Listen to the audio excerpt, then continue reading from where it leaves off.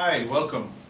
I want to get through some very important training with you in as small bits as possible so that you can take it, chew on it, work through it, make your own notes and apply it. And I would be really thrilled if you and I, as pastors, church leaders, those committed to the health of our church, if we could keep in touch, if you could write to me, if you could engage me in a conversation with you about your church and how things are going, I would love to answer questions. What I'm saying is that this is not just material. It's not just a curriculum that I want to pass on to you, but I want to actually walk with you in this. I've done it myself for 14 years and I've absolutely loved it. This is the purpose-driven church. It is the conference, it is the material, it is the strategy, it is the health plan for the church. It's not just a way to grow the church, but it is a way to make the church healthy so that the church will grow. So that's why we are doing this. Let me begin by saying it is always important to have a model. There is no model that is, let's say, right or wrong. There is the Jesus model, and many people might even have different takes on that, But the biblical model, the Jesus model, is got to be a model, and it's got to be something that you buy into and you decide to stick with that. You know what I mean?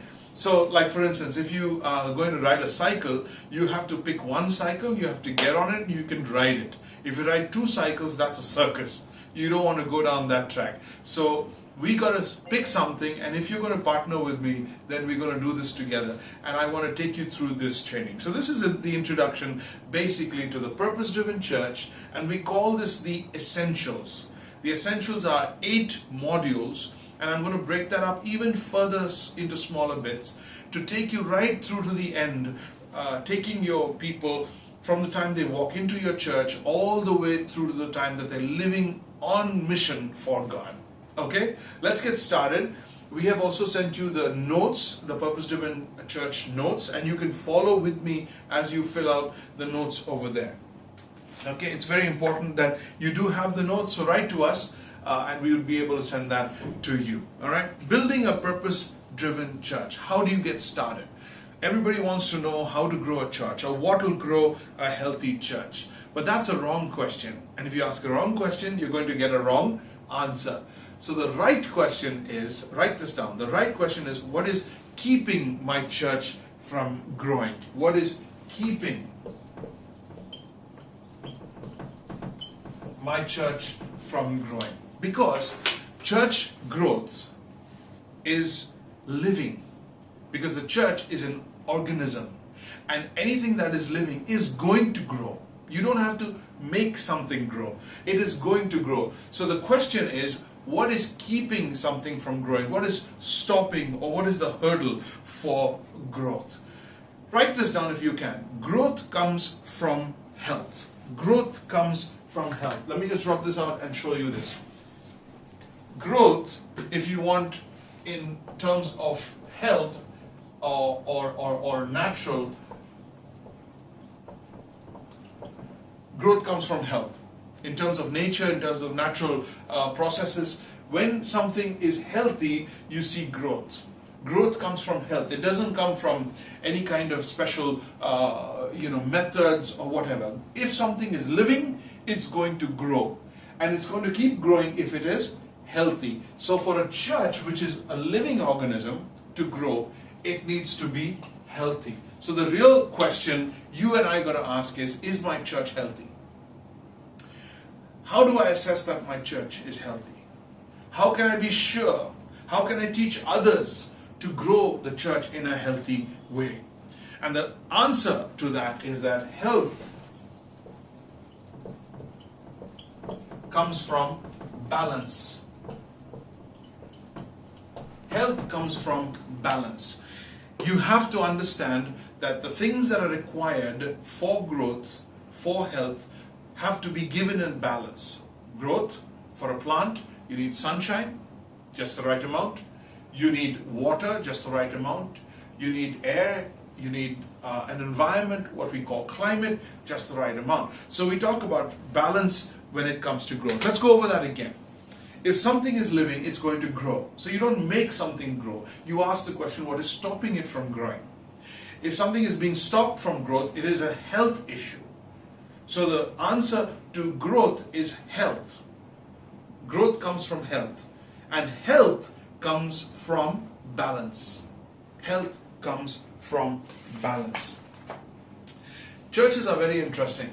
They're a very interesting thing. Some are started small, some are part of big networks, some are part of denominations, and there are different things that drive a church. And you've got to get back to what drives my church. Some churches are driven by tradition. This is how we've always done it. All along ever since it was planted, ever since this church was started, that is how we did it. And they don't want to move away from that. Well, tradition drives that church. Some are driven by personalities. The pastor or the leader or the elder is so strong that where that person goes, the church goes. Nobody can argue with that person, and most often than not, that person kind of rules how the church functions, how the church thinks.